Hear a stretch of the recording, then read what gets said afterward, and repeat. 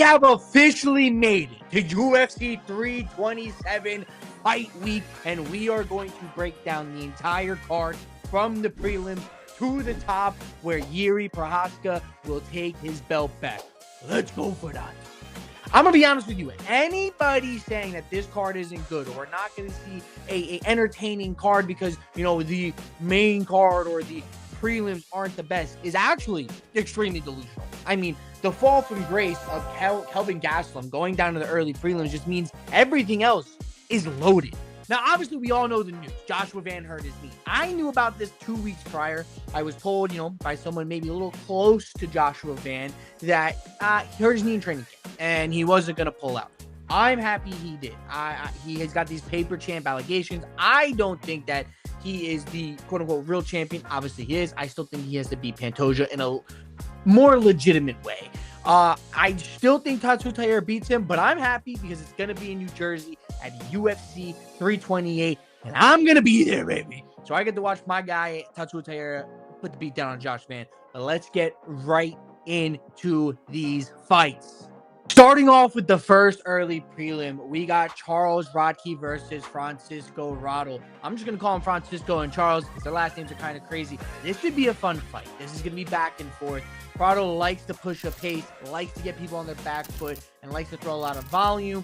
However, the 170-ish, I don't really enjoy him being at that weight class. I think he will do a lot better at 155, but we are going to watch an extremely technical fight that is going to be back and forth. Again, like I said, I do think Rattle's a little bit undersized, overwhelmed at 170. He's very young. I don't know why he's not trying to make that 150 cut and, you know, maybe have a better performance than he has in the past.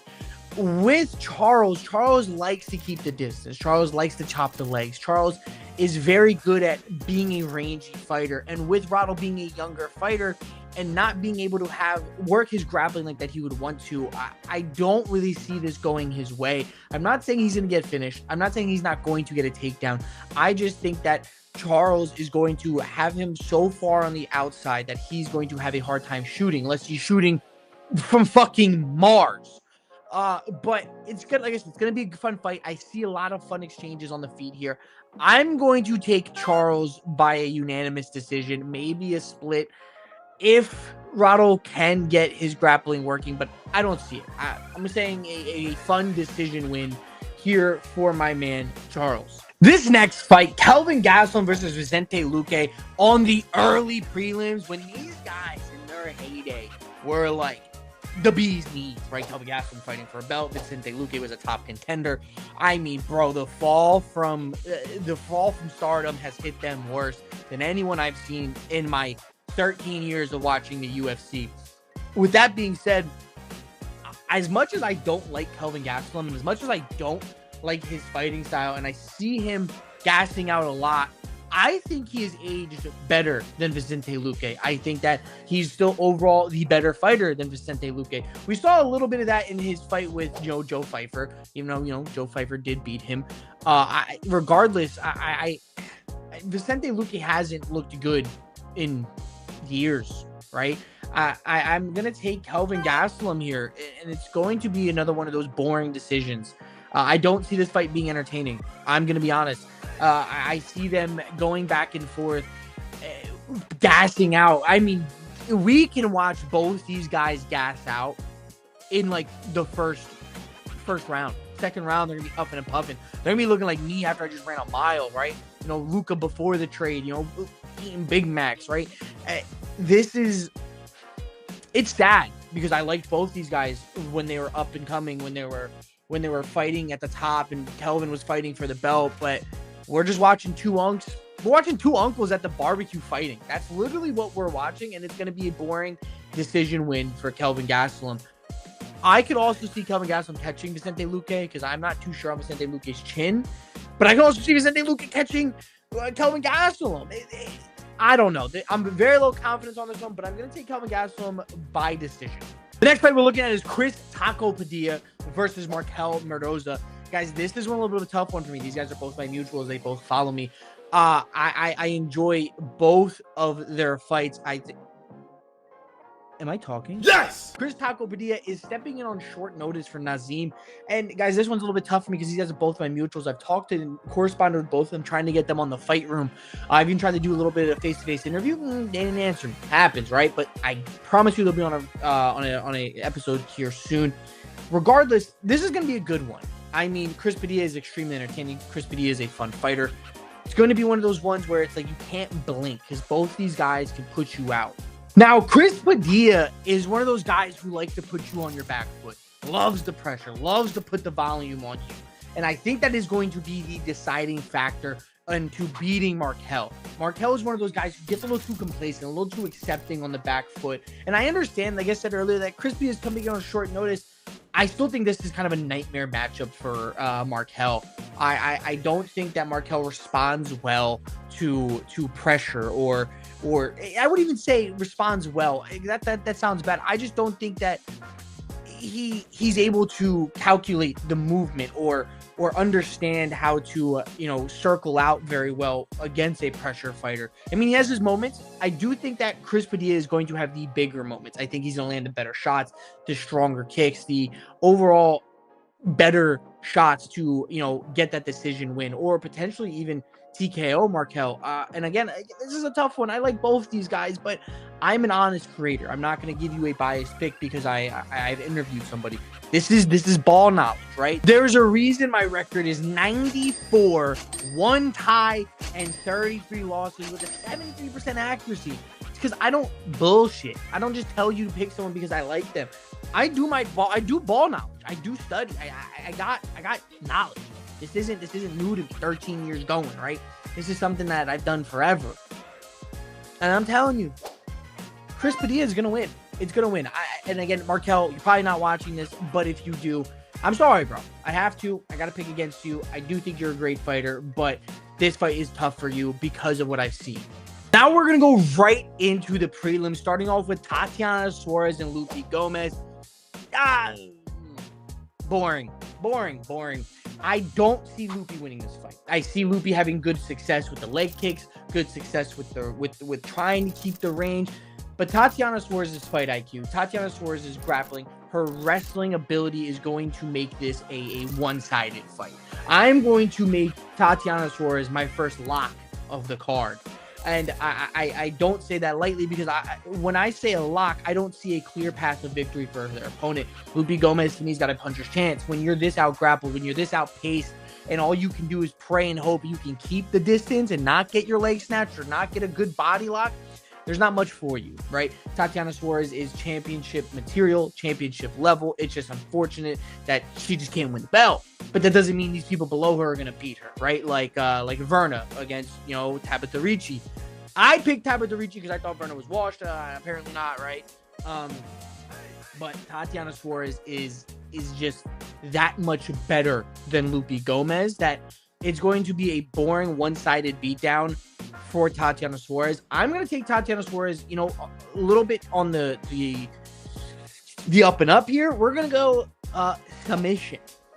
Maybe like third round after she gasses Lupi out by just hugging her the entire fight. It's gonna be one of those ones where I never say this is a pee break or go get a drink break, but if you don't watch it, I don't blame you. I'm gonna watch it because these guys it's part of my thing, it's my shit, right? I gotta be able to break it down and tell you what happened. So I might just look at my phone and look up, watch the highlights. I don't know. I'll probably watch this fight, but Tatiana Suarez by submission. Moving on to the next fight, we got Mateusz Gamrot versus Esteban Ribovic. And listen, Nappy, I know I'm going to send this to the group chat. Nappy, you have a terrible take on Gamrot, right? Gamrot at one point was the dark horse of that division. His losses, right? Dan Hooker, right? Okay. That was a weird one, but Charles Oliveira, Arman Tsarukyan, I mean, he's not losing to just absolute terrible people, right? And his grappling is just so high level that, I mean, listen, Charles Oliveira submitted him, and Arman Tsarukyan beat him. Dan Hooker beat him. These guys don't suck, right? Charles Oliveira submitted him, took his back in a scramble. Mateusz Gamrot is that guy. He puts the paws on when he needs to. He's going to out-grapple people when he needs to. I do like Esteban Ribovic a lot. I do think that he possesses the striking ability to, keep the jab going, keep the teep kicks going, leg kick Gamrot, potentially keeping Gamrot on the outside from getting his, his body locks, his single legs. But the experience, the people who Gamrot has been in there with, he's not bad. He looked good against Charles until, he got submitted, and most people get submitted by Charles Oliveira. So that's nothing to fucking hang your hat on. That's a good, no loss is good, but that's not a bad loss. Overall, I just think that Gamrot is going to be able to implement his wrestling a little bit more than we are all thinking. I think that he does get worked on the feet by Esteban Ribovic. I do think that he gets outstruck by Esteban Ribovic. I do think that Esteban Ribovic could crack him, could drop him. However, when he goes to engage on the ground, he's now in Gamrot's world. And Gamrot is a wizard on the ground. This man is a legit jiu-jitsu practitioner. He is going to grapple you. He's going to throw up you in the rubber guard. Throw up you. He's going to throw up the rubber guard. He's going to throw you in trial. He's going to put you in awkward positions that you might not know how to deal with because he is so high level. With that being said, I'm going to go Gamrot. I want to say decision here. I'm going to give Esteban Ribovic his flowers. He does train at Kill Cliff. He trains with a lot of good guys. These guys, Gilbert Burns, phenomenal jiu-jitsu practitioner. Esteban's not a can, but I just don't think his grappling's up to Gamrot's level to where he's going to be able to defend everything all the time. And that's going to put him in some bad situations. I'm going to go Gamrot by decision, maybe sprinkle, just a little sprinkle, submission in the second round. Esteban Ribovic's gas tank doesn't concern me, but when you're getting backpacked by someone like Gamrot, it becomes a concern. I'm going to go second round submission, but more than likely decision. Going into the Kevin Holland, Randy Brown fight, I've already predicted, a few decisions, some finishes, but we're going to come into this fight, and it's one of these guys where we're going to see a distance fight. Both these, voice crack, both these guys love to distance fight. They love to chop the legs. They love to pump that jab. It could be fun. It depends on what version of Kevin Holland we're going to get, right? Are we going to get the version of Kevin Holland that wants to fight for the title? Or are we going to get the version of Kevin Holland that needs a little paycheck for his 45-70? Do you know what a 45-70 is? Realistically, this is kind of like a mirror fight. Both these guys are extremely similar fighters. They both don't have the crisp boxing of like an Ethan Ewing, a Ilia Topuria, but they do have the power to drop each other. We've seen in Kevin Holland. We've also seen Kevin Holland be dropped. The D-Rod fight, he got dropped multiple times. Jesus Christ, I'm trying to not put my hat on because there is a shadow that goes over my face, but my hair won't cooperate. So hat's back on. Go Yanks. Boom. Kevin Holland is very hittable. So is Randy Brown. The thing about Kevin Holland is that his chin is a bit worrisome, right? Again, D-Rod dropped him a few times. I do think that this is going to be a fun fight. Maybe, right? It depends, again, what version of Kevin Holland we got. Are we going to get the one that wants to exchange? Now, this is going to be a technical fight. This is going to be one of those fights where we see a lot of feints, a lot of jabs, a lot of leg kicks, a lot of overhands, and it's going to be a sloppy technical fight. However, I can't take Kevin Holland in a technical fight. I can't. He is not one of those guys. He needs someone to fight his fight. And unfortunately, like I said earlier, these guys are a mirror. They're going to fight the exact same. And I just think Randy Brown's a little better in the distance. I think he's able to manage his distance a little better. He doesn't have a longer reach than Kevin Holland. But Kevin Holland, if we're being honest, it feels like he doesn't even know how to use his reach. I'm going to go Randy Brown decision. It's a fun fight. These are all fun fights, but we're seeing a lot of decisions. But I need you to pay attention, though. If we get the version of Kevin Holland that just doesn't want to be there and wants to be there for a paycheck, Kevin Holland's going to sleep. Kevin Holland's going to sleep. I don't think he will go to sleep, but there is a strong chance he will. And again, this is one of those ones where it's a very low confidence pick for me. But I'm going to take Randy Brown on the Randy Brown on the unanimous decision. We're moving on. We're moving on to the featured prelim. And it's a battle of the Bella Poopers. the Bellator fighters who come, the industry plants, the guys who we thought could never do well. I mean, Aaron Pico is coming off a spinning elbow loss to Lerone Murphy. Shout out Zombie Man Jay. And Patricio Pitbull isn't doing the best. I'm going to say this right now. Next to Tatiana Suarez, this is one of my most confident picks. I'm not taking Aaron Pico as a lock, but if you want me to put it on a percentage, I'm 60-40 Pico. I don't see how Pico loses this fight. I mean, I do, but I don't see Pitbull being able to implement the game like how people will want him to. Overall, right, Pico is the better boxer. I don't think that's something that we have to like debate. I really do think that Pico is the better striker. Wrestling, right? We're talking just folk style, freestyle wrestling. Pico is better. Pico's better at pushing the pace. Pico's better at, the body control. However, Pitbull does have the better mat work. Pitbull has the better jiu-jitsu. It's going to depend on where this fight takes place, right? If we watch Pitbull get pressured up against the cage and then get yanked down, like Pico wanted to do against Lerone, I can see Pitbull having a little bit of a struggle against the cage, right? Because that is something that is like, it's hard to work, jiu-jitsu moves when you're pinned up against the cage, either side of your body, your back. Now, if Aaron Pico is able to take him down an open mat, that's where I can see Pitbull working his sweeps a little bit better, working his get-ups. Well, I mean, the get-ups against the cage are easier, working his sweeps a little bit better, maybe throwing up some more submissions a little bit better. But the age of Pitbull a little concerning, the wars he's been through. I mean, I'm going to say it. Pitbull's getting slept. We're going to watch the rise of Aaron Pico. We're going to, a little bit of a hype train going to Lerone Murphy fight, saying if he wins, he's going to fight for the belt. A little ridiculous, Dana White, please. I do think Aaron Pico's pretty good. I do think that he was winning that fight against Lerone Murphy until he wasn't, when he got elbowed in the temple and went to sleep. I think he's going to return the favor to Pitbull. I think Pitbull is in a bad matchup. He's going to get sent into, what does Mauro say? Get it sent into a healing era. Yeah, shit stuck in my head. Pico by KO. First round KO. Moving on to the main card. This fight actually wasn't even supposed to be on the main card, but Josh Fan, whatever. We moved up to the main card. And I'm kind of happy about it, because this isn't going to be a boring fight. You got Cub Swanson versus Nate the Train. Nate the Train doesn't fight boring fights. He refuses to. I think it's against his code of conduct to fight boring fights. And I mean Cub Swanson. I mean, if you've been around the UFC for a while, you remember Prime Cub. Prime Cub Swanson was in wars. If I'm being honest, this is my second lock, right? I'm taking Cub Swanson to win a slugfest, a absolute brutality war between these two. And I say that because Nate the Train, his chin is questionable. His chin isn't really there.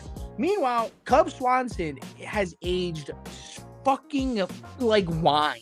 He's still there. I mean, he's obviously not as crisp, as fast as he was in his prime, but he goes to war still and doesn't get dropped. I mean, a few times, but he gets up and wins. This is going to be a similar fight to his last one. I'm going to take Cub Swanson to KO him. I mean, they're going to get after it. First exchange is going to be a war. I want to say maybe mid-second round KO for Cub Swanson. I really don't see Nate the Train having a good fight here. I see him getting touched. I see him getting dropped. It's going to be a bad night for him. It's going to be a good night for Cub Swanson's retirement. Shout out Cubby boy. Great career. I think you're retiring. I could be tripping. I saw you post something, but you're not retiring. Oh, I mean, I think you should. You're a little old. But Cub Swanson by brutal KO. I'm gonna be honest with you. I'm not really gonna get into this one too much.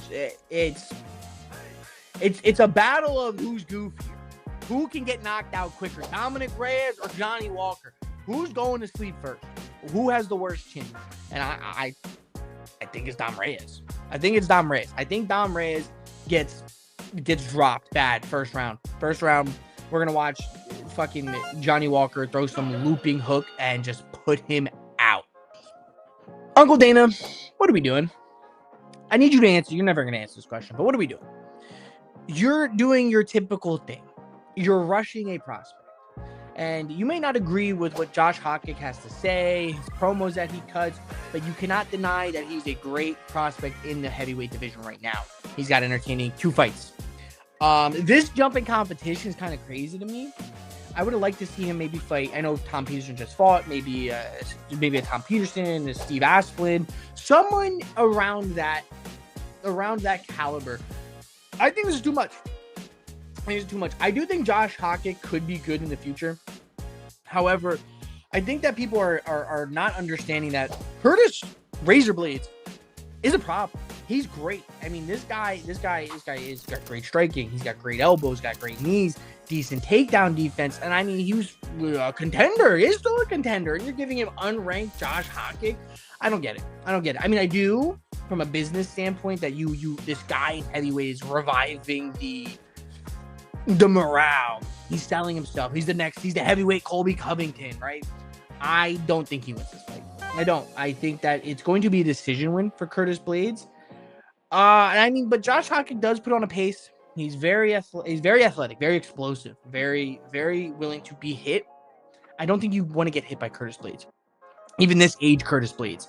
I think Josh Hawkick could get dropped here. And my worry is that with Josh Hawkick taking a fight like this, obviously it's no brainer, right?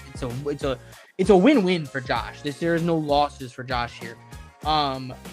If he loses to Curtis Blades, there's nothing to his stock. If he wins against Curtis Blades, his stock rises. So it's again a win-win for him. I do think that we're gonna watch a masterclass performance of Curtis Blades on Josh Hawkick. We're moving on to the co-main. It's not the co-main that we were promised, but it's the co-main that we needed. It is Azamat Murzakanov versus light heavyweight debuter Paulo Costa. Maybe he's bringing his secret juice with him. This is a bad fight, and it's a bad fight specifically for Paulo Costa. We're not going to watch a entertaining fight for Paulo Costa. We're going to watch Paulo Costa get beat up at range. We're going to try to Paulo Costa is going to try to be his athletic self at light heavyweight, and he might have that light man speed. I don't think it equates to light heavyweight as it did in middleweight. Azamat Murzakanov has got the touch of death in his right hand. I mean, this man, did you watch the Rakic fight? First exchange. And I'm not saying Rakic is like this marauder, but I mean, bro, it was just step in overhand that put him out. There was power behind that. I am so high on Azamat Murzakanov. I genuinely think at light heavyweight, Azamat is going to give a lot of these guys a lot of problems here. And I want to say that this is almost a title eliminator only for Azamat, though. I don't think that if Paulo Costa wins, he gets a title shot here. I think that if Paulo Costa wins, he is going to get skipped by a Khamzat once he fights Sean Strickland over here in Jersey, and we'll see if he wins. If Azamat wins, I think that he's almost undeniable for the belt. He's undefeated. He's got flashy wins. He's got to make statements. He's a great athlete. He likes to brawl. But I also see them skipping him for Khamzat. And it's going to be unfortunate because they want another double champion. I'm going to make a whole video on why the double champion doesn't mean anything, but we'll digress. I'm going to take Azamat by KO, right? Azamat for me is not a lot, but he is a KO almost guaranteed, right? Second, third round. Paulo Costa, his cardio is questionable. Always been questionable. Not later in his career has been questionable. Not always been questionable. I'm gonna take Azamat by KO. Second, third round. Maybe a decision. I think that's the safer pick. But I gotta ride with my fellow New Jersey native, Azamat Murzakanov, KO. I need you to look at me. I need you to really zoom in on me. And I need you to pay attention. Jiri Prochazka, that's coming on. Jiri Prochazka has not lost to someone in over a decade that isn't named Alex Pereira. And Alex Pereira arguably is on his way to GOAT status right now. He hasn't been finished by anybody other than Alex Pereira. Everyone he has fought other than Alex Pereira he has slept. Khalil Roundtree gave him some good shots. He beat Khalil Roundtree. I mean, he what are we talking about? Beat Jamal Hill and Khalil Roundtree in the same year. One title contender, title fighter, and one former champion. No matter what you say about Jamal Hill, he was a champion. That's not things many people get to do. And I'm not saying Carlos Ulberg is bad. I'm not saying that Carlos Ulberg isn't good. I'm just saying that we have seen Yuri fight people just like Carlos Ulberg. We've seen people fight a better version of Carlos Ulberg and Alex Pereira, 100 times better version of Carlos Ulberg in Alex Pereira. And I'm not going to do the resume kid thing where it's like, who has Carlos Ulberg fought? Because the guy's good. Carlos Ulberg has some really good wins under his belt. But he's never faced someone like Yuri. Yuri, and a lot of people are going to be like, Yuri doesn't have a style. Yuri's this, Yuri's that. Yuri is a problem. Yuri is a problem. Yuri, his unruly fighting, his hands down low, his looping hooks, his jumping around, his ability to keep that pace through the entire fight is going to be the reason he beats Carlos Ulberg. I think it's going to be close rounds 1 and 2. Maybe round 3 we see Yuri pick it up a little bit once Carlos Ulberg gets a little tired towards the end of the third. End of third, fourth, and fifth, Yuri should dominate if he doesn't put him to sleep. I'm not taking Yuri on a lock. I only have 2 of those, and I told you him. Listen, I got to ride with my man Yuri Prochazka, and this is no bias. He is one of my favorite fighters. Look, invest heavy, right? I am a sports card guy, and look, little thing. I have so many Yuri cards. Yuri base, right? Invest in Yuri. There's not many people that beat Yuri Prochazka. Khamzat Chimaev is one of them. But that's it. Khamzat, I don't even know if Khamzat beats him. I don't even know if Khamzat can beat a Yuri Prochazka. That is how heavy I am on him. Yuri Prochazka is going to win this fight and get his belt back. Let's go for that. That's it. That's the full card predictions. I mean, if you stayed this long, thank you. If you didn't, you never see this. But I'm thanking you guys. This is fun. I love doing this. And again, my record is what it is for a reason. 94 wins, 1 draw. Shout out Adrian Yanez. And 33 losses. We have a 14-5 locks record, 73% accuracy on our overall record. There's a reason. I'm not a can, not a casual. Actually, I probably am a little bit casual. But I do my research. Make sure you guys lock in. Lock in with your boy. But regardless, shout out to y'all for staying in, hanging out. Hit the subscribe button. Follow me on everything. Instagram, RJ_MMA1. TikTok, RJ_MMA. Twitter, fresh. Haven't had Twitter since like 2016, 10 years. RJ_MMA. Because someone else got _MMA. If you got it, let me get it. But that's the predictions. You're going to get a full recap video. You're going to get a prediction video every single week. We're taking over, baby. Let me know. Come join the community, the Discord link, and the Fantasy League, the links. I'll link everything. Don't you worry.